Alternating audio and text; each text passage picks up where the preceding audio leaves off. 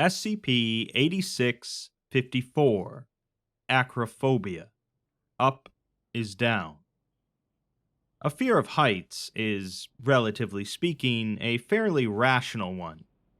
The sudden impact at the bottom of a fall is, if not fatal, pretty darn painful, and we as humans have not evolved too well to fly, so far. Most people are far more comfortable on solid ground, with the ensured safety of gravity tying us to the planet. What would happen, however, if gravity suddenly turned against us, and rather than tethering us to the ground, it tethered us off into space? Obviously, that's a pretty sci-fi concept, but that's exactly what SCP-8654 tackles, as well as the aftermath of the Foundation trying to maintain some semblance of civilization. Let's take a look. SCP-8654 has the very fun Apollyon class, meaning that it's an anomaly that cannot be contained and will most likely cause the end of the world or civilization as we know it. The procedures for this involve the Foundation entirely being devoted to prioritizing the continuance of sapient life, and all sapient beings become personnel of the SCP Foundation with clearance level 0. SCP-8654 is the inverted relationship between animal life and gravity, causing organisms belonging to the kingdom Animalia to experience an inverted force upon them, pushing them upward and away from a gravitational source. In other words, up is now down. Throughout this article, we're provided a handful of sections that break away from the clinical tone of the document, instead being bits of prose relating to various individuals' experiences after gravity flips. I'll be reading these sections verbatim. The first reads, "During the capsize, you were driving home from work. It all happened in the space of a breath. Your seatbelt was biting into your chest. You felt like you were being lifted out of your seat. Your grip on the steering wheel slipped, and an airbag was in your face. You felt nauseous. Ears ringing, you looked around you.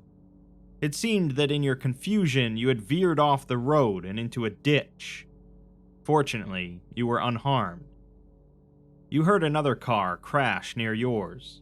Turning over, you saw the driver. He was not as lucky as you. The man was unconscious, his head was bleeding, and he seemed to be floating. His limbs were splayed out on his car's roof, and nothing seemed to be supporting him. What was going on? You felt the urge to get out of your car, to gather yourself. Maybe a closer look would help. In one swift, instinctual movement, you opened the car door and unbuckled your seatbelt. Your face slammed into the sunroof, cracking it and giving you a bloody nose. Confused, you tried to stand up, accidentally pushing your legs out through the open door. Your center of gravity outside the car, you started to slide out of it. You stopped yourself from falling by grabbing the steering wheel with your left hand. It was a clear sky above, or below. You tried to grab the wheel with your right hand, to pull yourself inwards, but your fingers slipped as your weight shifted. With one last, desperate movement, you grabbed the safety handle. It snapped off almost immediately, not designed to handle the weight of an entire person. You crashed through a couple of tree branches. You screamed, and you fell. The origins of the anomaly are unknown, and the Foundation became aware of it, along with the rest of the world, on October 23, 2036 at 10:38 p.m.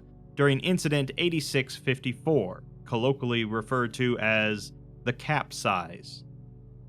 Within 3 months of the incident, an estimated 97% of the world population had perished due to a combination of blunt force trauma, the destruction of existing infrastructure, and social collapse.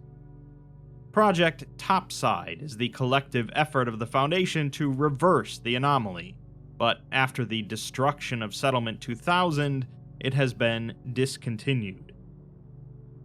We're then given another experience from the capsize, which reads, "It had been a month since the capsize, and you were ready to go. In the world outside your apartment building, things were deteriorating even further. People were afraid. They would believe anything they were told. Doomsday prophets preaching sacrifice, communities turning on each other, mysterious men in black speaking about building a new world. You were better off staying away from it all. The others were distraught, distressed, and desperate to survive. You tried to comfort them as best you could. Many of them had lost parents, relatives, friends, lovers, your former neighbors, and you had never even gotten to know them. Everyone you had known lived far away, and you could comfort yourself by imagining them as alive. It was kinder that way. According to this SCP Foundation, there was a transport to a safe place at the edge of the city each day, somewhere underground, somewhere with enough food, with other survivors, where you could be safe from lunatics mad with grief. All that one needed to do, allegedly, was reach the transport. The others, carrying counterweights, had gone off without you. It was your choice. You'd only slow them down. They cried, hugged you, and went on their way. You hoped they would live long enough to forget you. When you were a child, you'd enjoyed stories about the end of the world. Stories of nuclear winters, deadly pandemics, giant monsters. You were obsessed. You had often thought about what you would want to have happen to you.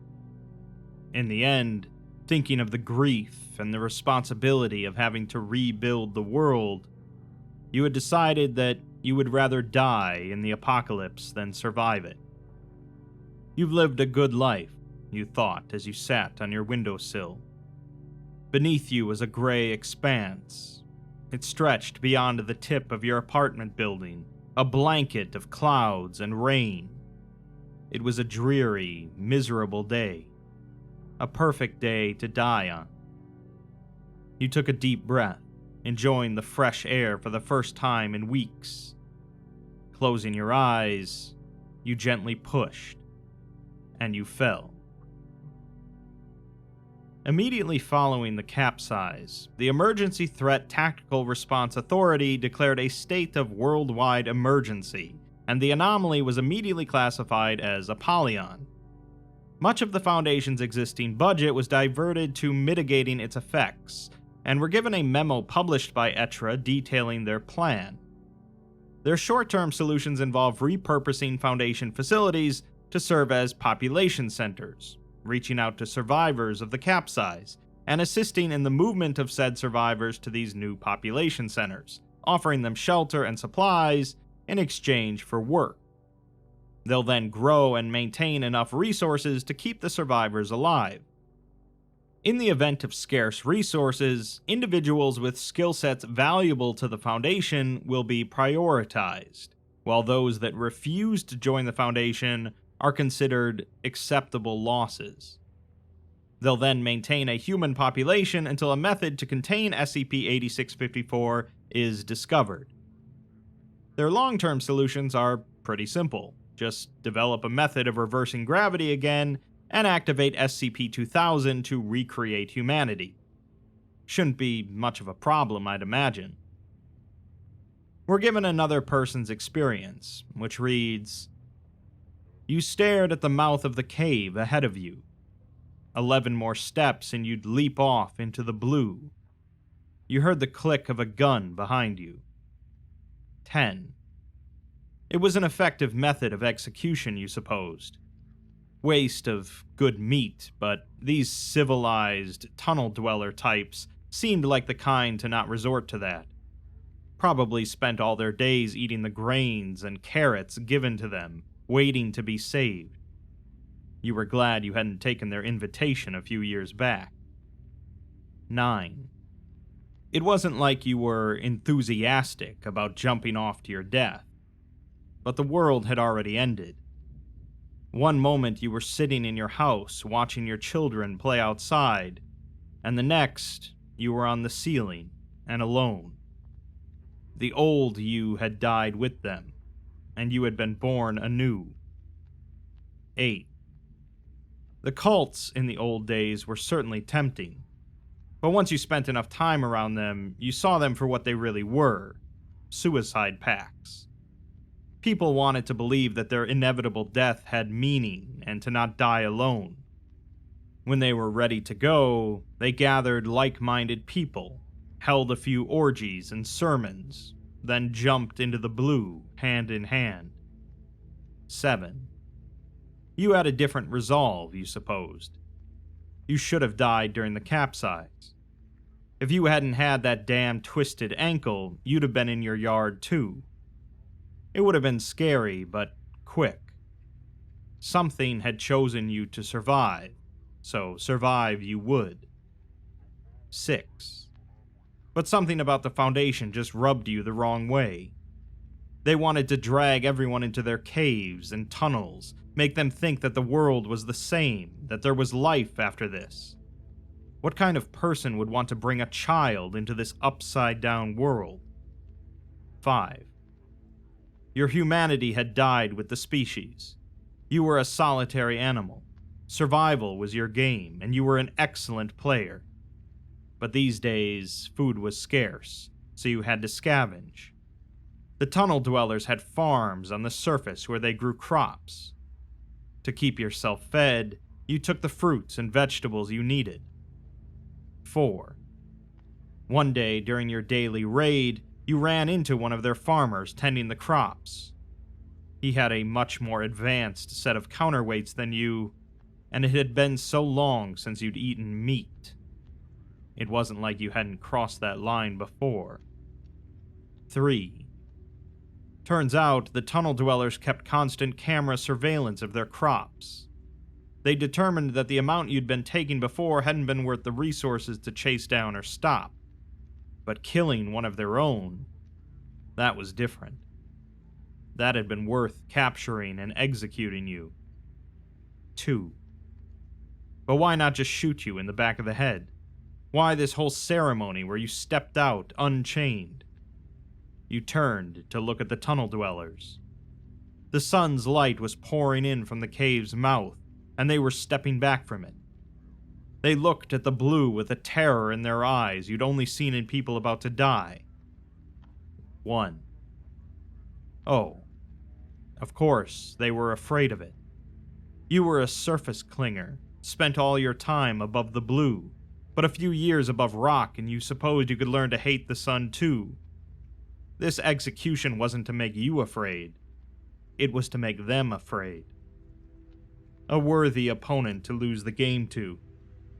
You cracked a grin and laughed as hard as you could. A leap, and you fell. Despite the best efforts of the Foundation, a method of reversing the anomaly has not yet been discovered, and we're given a brief timeline of the notable events regarding the containment and mitigation efforts of 8654. The capsize resulted in the immediate death of an estimated 2 billion humans, after which the Foundation set up temporary housing in several underground locations internationally and reached out to survivors. Many survivors with thaumaturgical expertise moved to Site 2000 to assist in Project Topside. A year later, due to the environmental collapse caused by the extinction of most animal species incapable of flight, the limited time before harvest, and the expansion of resources bringing people to settlements, winter this year is particularly hard, with nearly 25% of survivors dying due to starvation or disease. In 2038, 2 years after the capsize, an age limit of 65 for non-essential personnel is instituted at many settlements, to much controversy. Settlement 01 also disappears, and the 05 Council is replaced with the Directors' Council. In 2039, former Chaos Insurgency agents foment insurrection in multiple sites regarding the age limit, as well as other social policies instituted at many sites. The rebellion is crushed, but multiple settlements are lost in the crossfire. A year later, most settlements are at capacity, and the controversial baby turtle policy is instituted, in which newly rescued survivors must prove their value in a tribunal before they are admitted entry. A unified educational program across all settlements is created, although a lack of meteorological education within the curriculum is noted. By 2043, due to population growth, many settlements are running out of space and turn to tunneling as a solution. In 2045, a UFO of extraterrestrial origin crashes into the surface near Settlement 23, spurring international interest in the possibility of alien life. Said UFO is determined to be non-anomalous, but not of alien origin, and is transferred to Settlement 2000. In 2048, a man appears at Site-96, claiming to be the administrator, but as no record of such an individual exists within the Foundation records, the Directors' Council deems him a danger and jails him at Settlement 17. 2 years later, Settlement 43, one of the highest populated settlements, explodes, and there are no salvageable survivors. In 2053, Settlement 19 institutes a space program, with Director Barlow expressing a desire for humanity to explore the stars. The following year, the first of the topsy-turvy generation, children born within 10 years after the capsize, turn 18. In 2055, due to a famine, Settlement 19's space program is cancelled, and the budget transferred to tunneling developments, while in 2059, Settlement 17 disappears without explanation. In 2061, the director of ETRA, Dr. Dan Daniels, dies without naming a successor. Without precedent to go off of, one is chosen by majority vote of the Directors' Council. By 2062, many settlements begin constructing underground farms to reduce the need for citizens to go to the surface. In 2064, Settlement 19 seals its entrances and refuses to contact the rest of the Foundation. 6 years later, in 2070, Project Topside experiences its first budget reduction. Several settlements, particularly those with an older population, dislike this and attempt to secede. A period of open conflict begins between settlements, and a year later, in an effort to spare themselves from violence, many settlements also seal their entrances. In 2074, however, after Settlement 2000 is threatened in a raid, the secessionists surrender. In 2079, an earthquake opens fissures across the tunnels of Settlement 87, resulting in the death of nearly 90% of its population. Many settlements opt to tunnel deeper.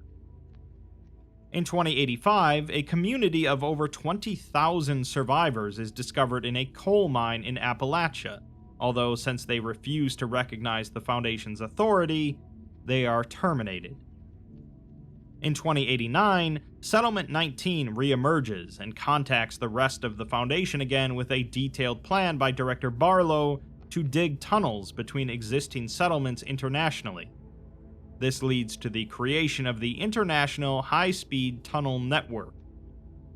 The following year, the Foundation decides to temporarily abandon the surface, and in a vote of 124 to 3, the Directors' Council reappropriates over 85% of Project Topside's funding for construction of the tunnel network. By 2092, through the usage of anomalous digging and construction technology, all settlements with a population of 50,000 or higher are connected by high-speed rail, and by 2096, all settlements are connected. At a party celebrating this accomplishment, Director Barlow suffers a stroke and later dies. In 2098, several tunnelers, frustrated at their sudden lack of employment, attempt to create their own settlement. Their execution is heavily published by Foundation-run media, deterring further rebellion. In 2100, the world celebrates the new century by attempting to collectively stand on their heads at midnight, although this tradition fails to catch on again in 2101. In 2101, however, the first member of the Topsy-Turvy generation is executed due to reaching the age limit. The following year, due to public outcry, the age limit is extended to 75.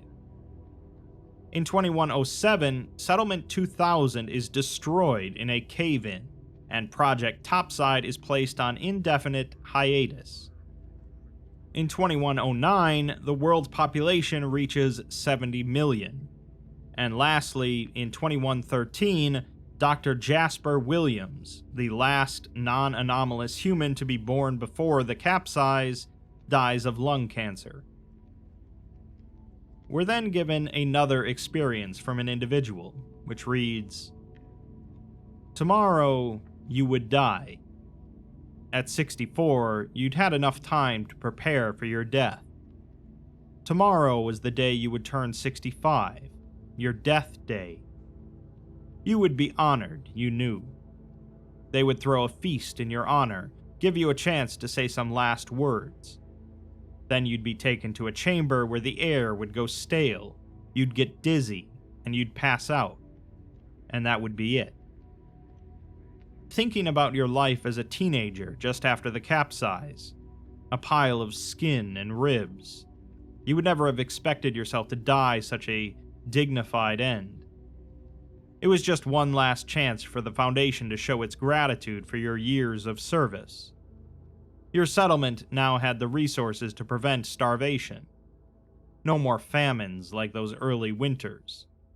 And you were one of those heroes that braved the blue to get your settlement more food. You were a farmer, a cloud toucher, and you were damn proud of it. You'd earned that retirement. There was just one thing, one final wish you held. You wanted to see the sun rise again. It was late at night that you snuck from your quarters. Nobody lived with you. Your spouse had turned 65 2 years ago, and your daughter lived on the other side of the settlement with her husband.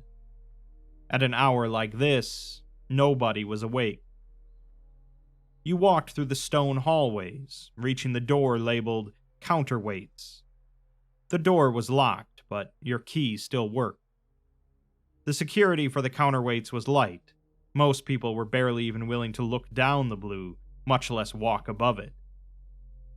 A counterweight was a large metal frame with a tank on the bottom of it and wheels on the top. Inside, a person would be wearing a harness, keeping their center of gravity firmly above the tank, allowing them to stand upright the entire time, to allow people to walk on the surface without getting a head rush. To move in a counterweight, one would strap their feet to the pedals at the bottom, which would allow them to walk to move the frame above them as they steered by pulling levers with their hands. The tank would be filled with water, which, combined with the weight of the metal counterweight, would keep the person weighed against the ground above them, allowing them to walk on the surface above the blue. The counterweight you strapped yourself to was your old counterweight, from before you retired. It was in the back, dusty from disuse. Cloud touchers didn't use another's counterweight. That was basic manners, and it seemed that no one had claimed yours yet. As you filled your tank with water, you felt the weight of the tank pull you up against the ceiling, once it had caused the counterweight to weigh more than you. To be safe, you let the tank fill 50 pounds extra. Your counterweight holding you against the ceiling, you walked out of the room, through the hallway, and out of the settlement's entrance. The night sky was below, a yawning black abyss with twinkling stars at the bottom. There was a bit of light on the horizon where the sun would come, but it hadn't yet dipped below. It was interesting, you reflected, that the word to describe the start of the day was still sunrise, even after the capsize. It was some quirk of language, you supposed. Old habits. You had a bit of time until the sun came, so you decided to take a short walk through the fields. It was a warm summer night. The crops were well grown, but it was not quite time to harvest. Still, being back out here brought you back. All those years, spent working to grow food. Was there any life better lived than one lived in service? The early winters had been a nightmare. You did not think of them much anymore, but you remembered the hunger. Too many mouths to feed, that was the problem. Too many people not pulling their weight. Well, you certainly had pulled yours. You put yourself at risk every day, braving the blue, all to make sure everyone had enough to eat. Something felt strange about your counterweight. It was too easy to move yourself. There was a particular amount of resistance the pedals should have pushed against you, and it was far too weak. You froze. Above you, you heard the faint sound of trickling. Anxiously, you reached your hand behind you and felt a thin stream of water. Your tank, your old, untouched for years tank, was leaking. There was only so much weight keeping you from falling into the blue, and it was decreasing every second. In a rush, you tried to pedal back to the settlement. It had been a mistake to come out here. Nobody would know you were here. Nobody would come to save you before you fell. With a sense of dread, you felt your counterweight slowly fall away from the soil below. In a quick and desperate move, you grabbed onto some stalks of corn, trying to cling to the ground. For now, those stalks and the counterweight could support you. You at least had a moment to think, though you could feel it getting harder and harder to hold on. As you looked around for something to save you, you noticed that the sunrise had begun. The horizon was fire orange, and below it a faint blue was shining through the clouds. It was an odd moment of peace. Even the sound of the water slowly trickling above was almost relaxing, like rain on the pavement. Maybe this is how it's supposed to be, you thought to yourself. It was your death day after all. What death were you most suited for than the cloud touchers? You let go of the crops. As you watched the ground rise away, you slipped out of your counterweight and watched the metal fall and crash to earth. It would be a waste of resources to bring it to the blue with you. Besides, this way, they'd know for sure what happened to you. You didn't want them thinking you'd run. And you fell. We're then given a bit more info about Project Topside, although it's not particularly helpful. All individuals with significant anomalous knowledge, particularly those with a knowledge of thaumaturgy or anomalous mechanics, were to relocate to Settlement 2000 if possible, where they would determine a method to reverse the capsize. This was to be considered the Foundation's second highest priority, after the preservation of sapient life, and Settlement 2000 was to receive the resources necessary to achieve this goal. Once gravity was flipped back, SCP-2000 is to be used to return the world to the state it was in before. On July 10th, 2107, however, Settlement 2000 was destroyed in a cave-in, along with all information relevant to Project Topside. With a unanimous vote by the Directors' Council, Project Topside was moved to an indefinite hiatus. We are, however, given another individual's experience that does shed some more light on Project Topside and what went wrong. It reads, 71 years. 71 years. When Project Topside was started, it was expected to take no more than 3 to 6 months, a couple years at the longest. Yet despite all of the resources available at Settlement 2000, it had taken 71 years to find the answer. Today, you received the news. A successful method of reversing SCP-8654 had been found. You could finally right the world. As everyone around you cheered, you ran to your office. Despite the years you'd worked there, the office of the Director of Settlement 2000 was still frightening. It was at the bottom of Settlement 2000, poking out of the surface. The floor was a large window with a desk and chair bolted to the middle. It had been designed to remind the Director of the beauty of the surface world, something that was becoming more and more important with each generation. Most people alive today had never seen a tree, or grass, or the stars in the night sky. You saw it every day. Though you understood the symbolism of it all, looking down here had always made you dizzy. There was just the blue beneath you. In your logical mind, you knew that the glass was more than strong enough to hold your weight. It would take a bomb to crack it. A silly, primal part of you still worried, but not for much longer. There was a signal you were supposed to broadcast, one to call an emergency meeting to the Director's Council with the highest priority. You sat at your computer, sent the signal out, and allowed yourself to imagine how people would react. Surely in every settlement there would be a celebration like the one upstairs. You knew that Topside was controversial. Budget cuts were getting more and more common, and many regarded it as unlikely to ever be successful. But you, your team, you had proved them all wrong. You had found the way out. Eventually, you received a message request. Clicking on it excitedly, you saw the gaunt face of William Platt, director of Settlement 19. He had a grim look about him, as if he did not want to believe what he was hearing. "Hello, Director L. Did you mean to send out that message? You've done it." Director Platt spoke in a deep, guttural voice, as if he had swallowed something and was trying to keep it down. "Yes. Thank God, yes. We did it, Platt. We finally did it." Director Platt let out a loud, deep sigh. A contrite look passed across his face before he hardened into grim resolve. Something in your stomach dropped. "Platt," you asked, "is something wrong?" "No, nothing is wrong," Platt said. "I assume your people are throwing a party." "Yes," you said cautiously. "Is there something wrong with that? We've been spending over 7 decades on this." "It makes sense. I'd suggest you go there. Be with them."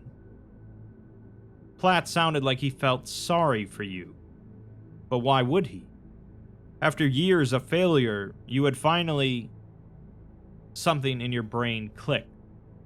It made a sick kind of sense. Why would they give up their power now? In shock, you tried to say something, but the words wouldn't come. Director Platt sat silent. He looked at you, shame behind his eyes. "I'm sorry, Director. Goodbye," he said. The message closed. You stood up, pressing your face into your palms. This situation didn't seem real. You paced across the glass, an old habit of yours, when you heard a loud click followed by a bang. You were knocked to the floor by the force of the explosion, but were otherwise uninjured. Your desk, on the other hand, was completely destroyed. If you had stayed in your seat, that didn't matter. It couldn't matter. You had to get to another computer and tell someone about this. Someone out there would want to end this nightmare. As you started to push your body up, you heard a faint clinking sound. Spiderwebs crawled out from between your fingertips and palms. The glass was cracking. The explosion must have damaged it. One unlucky shift of weight, or even any movement too strong, and you would fall. Through the glass, there were the treetops stretching away. Then the blue. It was a clear day today, not a cloud in sight. You had to get off of this glass. Carefully, you reached out your hand. You couldn't risk standing, but maybe you could crawl. Lightly putting pressure on your knees to propel your hips forward, you heard the glass crack behind you. The cracks were spreading with your body weight, and most of it was in your knees. But maybe if you could be careful, deliberate, you could avoid shattering the floor. Here we go. At a glacial pace, you lifted one of your legs into the air and pulled your body forward one step. The glass cracked loudly and quickly as you did so, but did not shatter. Yes. You began repeating this process with your other leg. This time, as you pulled yourself forward, you heard a loud tink and saw a much larger crack stretch out from beneath you. Shit. The floor shattered, and you fell.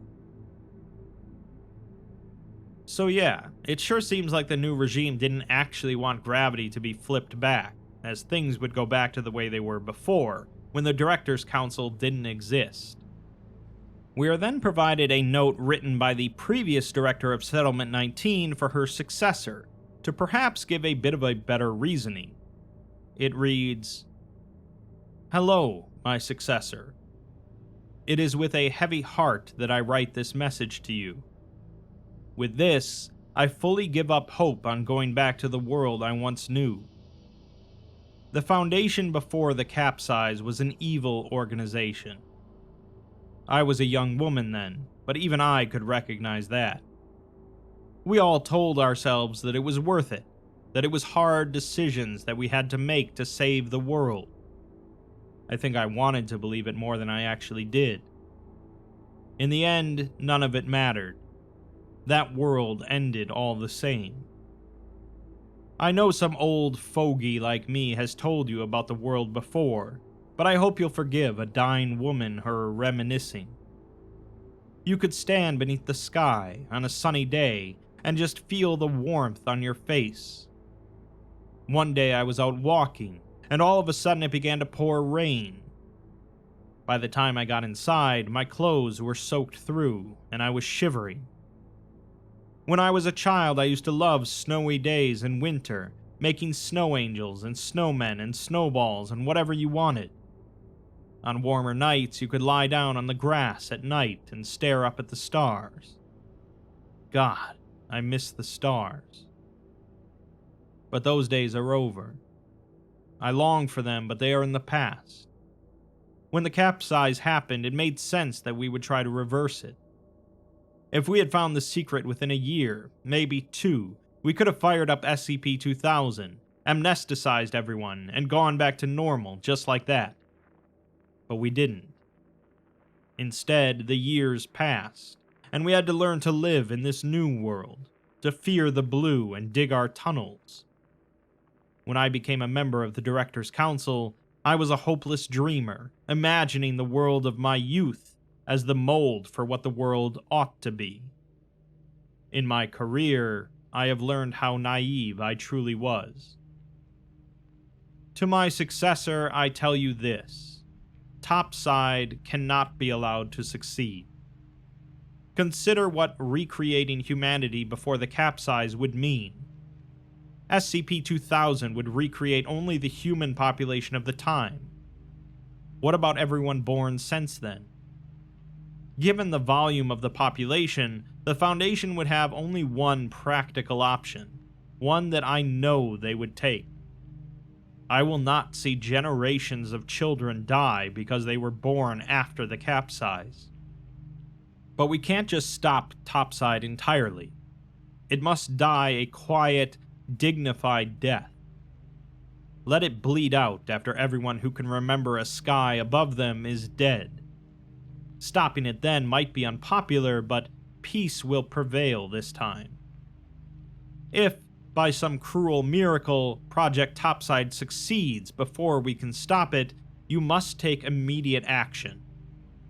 Director Ellis will send you a message when it succeeds.